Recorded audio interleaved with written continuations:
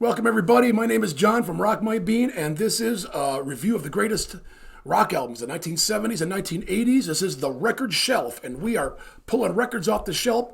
We're playing them for you. We're reviewing them. If you don't know much about me, I am a veteran of the music scene. I've been a drummer for, well, gosh, 50 some years now. And I have played in bands. I've done some studio recording. I grew up with classic rock, and that's what I review because I know it so well and I love it. And I have discovered after this many years, music has not gotten better since the 70s and 80s. It's actually been on a downward spiral with some musical exceptions out there. Most of it generally is just not worth my time. But if you want to hear really good music and you want to hear that music reviewed by someone who grew up with it, played it, understands it, listened to it many times over, join me. If you're of my generation and you want someone who remembers what it was like to hear these songs for the first time, putting in the context of the 1970s and 1980s, as a young person, I was in my teens in the 70s and my 20s in the 80s when I was actually a musician playing in bands. I'm the man right here. I'm with you, and let's listen to this stuff together, talk about it, appreciate it, because it was the defining music of our generation and of our lives. And we had no idea. I don't think we had any idea how good things were at the time. And we look back at it now and realize, my gosh, even the worst, one-hit wonder top 40 song is light years better than what's out there now. But at the time, we didn't really realize how good we had it. We didn't know that these monumental musicians were out there making music for us that would disappear in a very short amount of time and become classic music, classic rock. And that's what it is now. We are classics. Listen to classic rock. And if you're a young person, I can't give you a better gift than this. Here is what I know. Here is what I learned. Here's what I got to listen to. A lot of these bands I saw live. I paid $7, $8, $9 to go and see them live, which you just can't do anymore. And so I can tell you how their live shows were as well. But I can give you music that you can take with you to the next generation, that you can put to use if you're a musician and learn from it, learn to appreciate it, and realize just because it's old does not mean it's bad. In fact, its age has got nothing to do with it. It's just great music, okay? Great music. But today, we are starting the new album, the album Led Zeppelin IV. Now, Led Zeppelin was a bluesy rock band that came out of England, and they took a lot of songs from the Black South and some of the stuff from early Americana, and they took it to England like a lot of other bands had done, like the Rolling Stones and others, and gave it a rock feel. And they put guitar to it, heavy drums, bass, keyboard, great vocals to it, and brought it back to America, interestingly enough. Excuse me. But Led Zeppelin was Jimmy Page, the guitar player, okay? Robert Plant, the vocalist, John Bonham, the drummer, and John Paul Jones, the bass player and keyboard player. Some of the greatest musicians of that age. And the band only lasted for a little over a decade until John Bonham died in 1980, and that was the end of the band. The other members went on and did things, solo projects, some with certain amounts of success, limited success, but never as successful as with Led Zeppelin. Led Zeppelin was a uniquely talented band, one of the greatest classic rock bands ever, in the top 5 easily, maybe the top 3, okay? That's how good these guys were. This album was their 4th studio album, and they had just finished Led Zeppelin III, and they'd taken a break, and they got their heads screwed on and tried to, figure out what they're going to do next. And this was released in November of 1971 by Atlantic Records. And it was produced by Jimmy Page and recorded between December 1970 and February 1971, mostly using the country house of Headley Grange.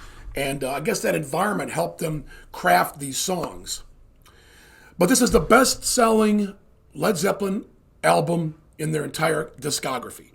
And I had to do it first because it's the best. I'll be doing others like Houses of the Holy and some others as well, but this was the best-selling, and it's got some of the greatest tracks on it ever. I'm a drummer, been a drummer for a long time, And John Bonham was my go-to guy as a drummer when I was young.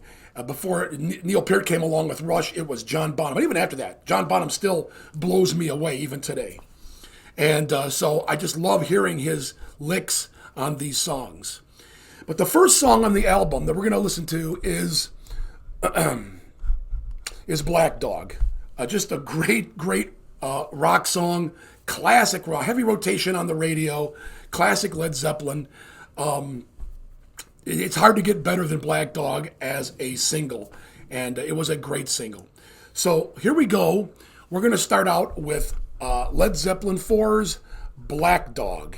And if you're new to this channel, we do a lot of great albums. Check them out because I've been covering a lot of all the classic albums. Got quite a few under our belt right now. We got Queen, we've got Pink Floyd, we've got Boston, others. So avail yourself of the rest of the videos on this channel because we're going to cover them all, folks. We're going to cover them all. So here we go with Led Zeppelin IV and Black Dog.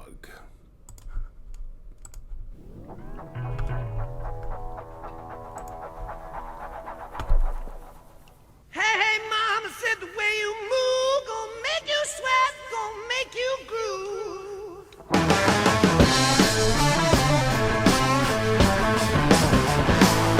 The way you shake that thing gonna make you burn, gonna make you stay.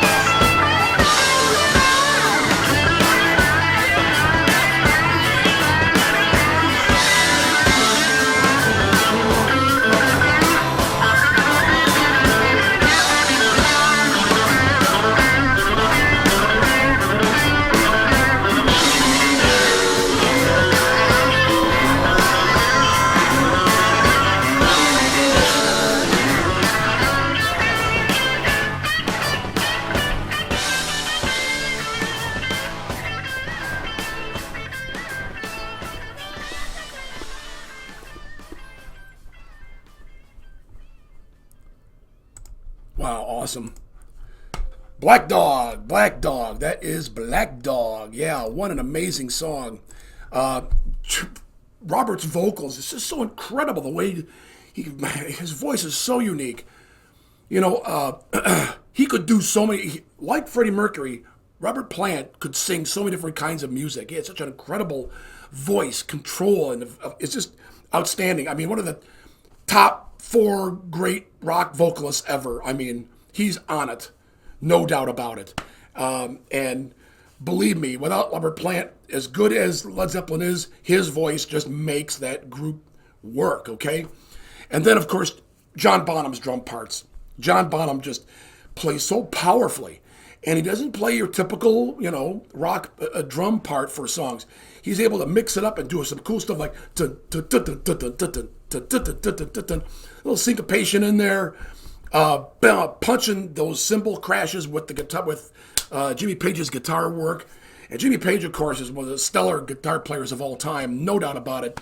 And when I grew up with these guys and people who listened to these guys and played these guys, and I was in bands that played this stuff. And I know some guitarists loved Jimmy Page. Other people thought, well, he was kind of sloppy on the key on his guitar. He wasn't really sharp and crisp, and that's true. That's true. But that was his style, and I still think he'd written some of the most iconic guitar riffs ever. You can't top it. Okay, it's hard to beat Jimmy Page's iconic guitar riffs.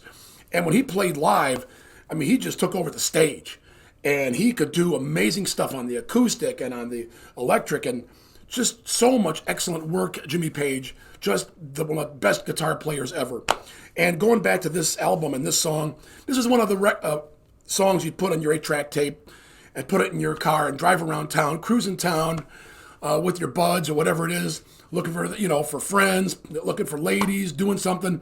And this is what would be playing on the soundtrack to your teenage life when you were young in the 70s and you played this stuff at parties, and it was just the music to be playing. It was great cruising music and party music.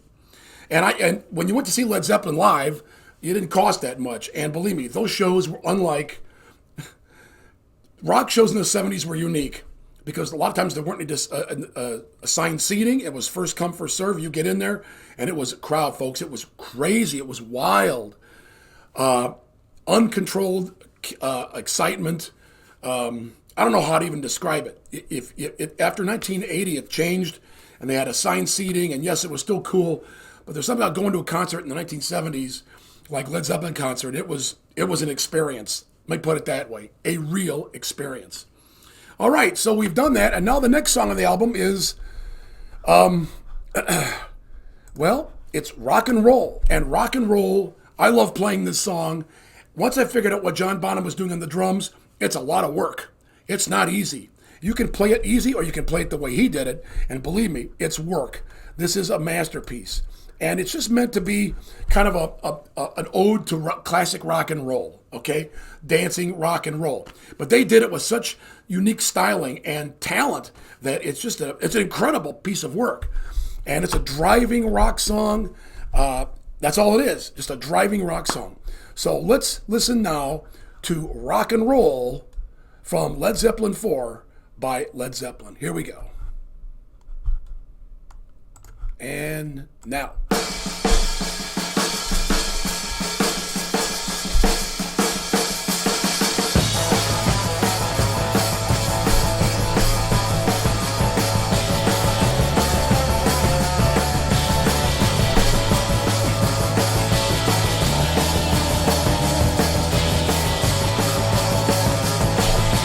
been a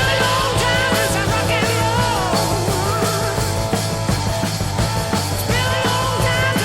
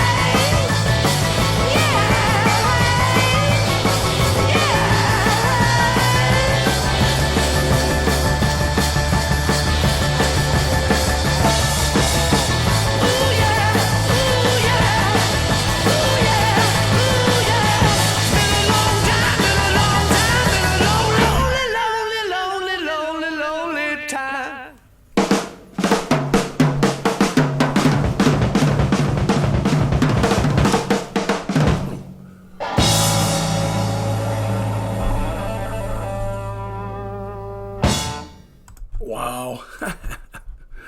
Yeah, man, that's it. That is rock and roll.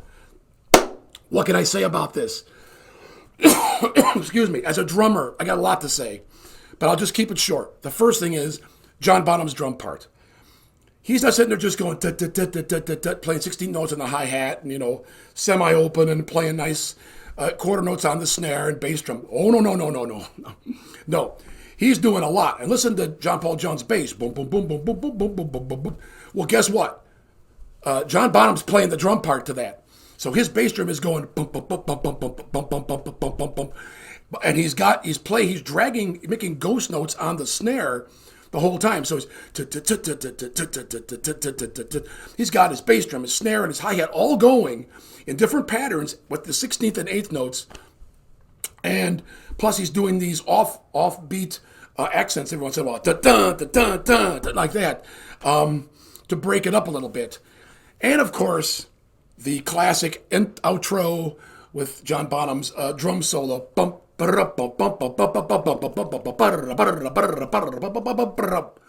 Yeah, took me a while to learn that. Now, back in the day, we didn't have YouTube, so I had to listen to the record or the cassette tape, whatever, over and over again to try to figure out how he's getting that. And I just kind of made up my own way until years later when I had someone show me exactly what John Bonham was doing. And now I get it. I know what he's doing. And it's not as hard if you do it correctly than if you do it incorrectly. So I found out that it was actually a little easier than the way I was trying to do it. But still, it takes some talent and ability. Yeah, just a great outro by John Bonham. He just really blows us away on the drums. And of course, Jimmy Page's guitar just really carries that driving rock song. Great bass work by John Paul Jones. And of course, my gosh, the vocals are just, whoa, and those soaring vocals that Robert Plant gives just always just is the icing on the cake, man. It just makes it a complete package. So there you go with rock and roll. Another classic Led Zeppelin hit. I've played this in bands, and it always does well. It's exhausting, especially when you play it as an older person like me, but it's a lot of fun. I love playing it. I love hearing it. I love driving down the road at excess speeds to it. Just another classic rock album that brings back a ton of memories of being young and driving around and putting this in the tape player. And yeah, I mean, Led Zeppelin was it, back then, and still one of the greatest rock bands ever.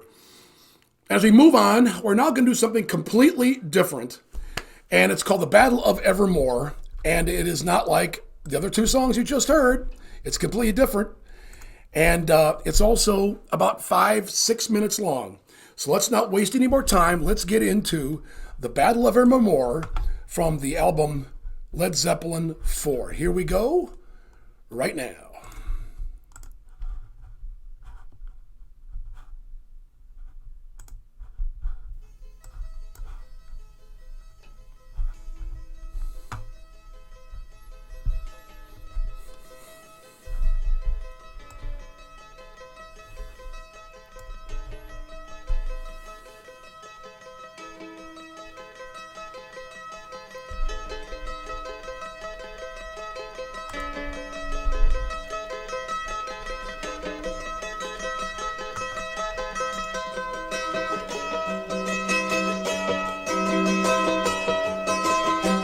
Queen of Light took her vow, and then she turned to gold.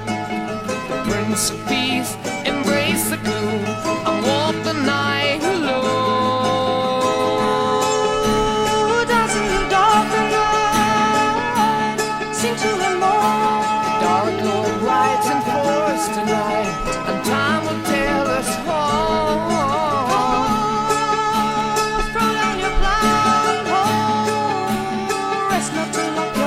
Side by side, we wait the night of the darkest dawn of all.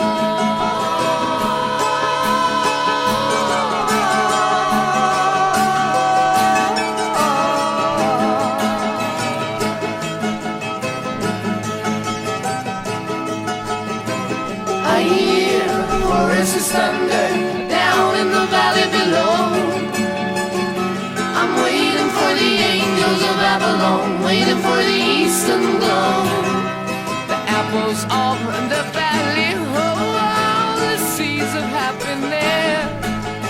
Ground is rich from tender care. Repay, do not forget. No, no. Dance in the dark night. Sing till the morning light. Colors turn to brown and black. The tyrant's face is red. War is the common cry. Pick up your swords and The sky is filled with good and bad. Mortals never know.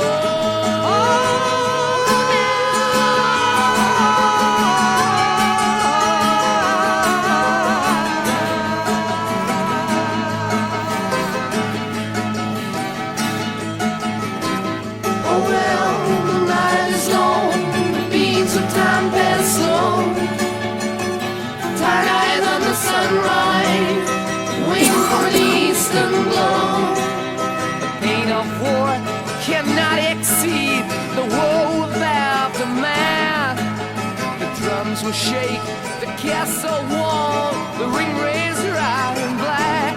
Ride on! Reservation right on. Shoot straight to thunder fall. No comfort here, the fire at night, the lights the face so cold. Dance in the dark night. Sing till the morning light. And red and gold to bring the balance back, bring it back.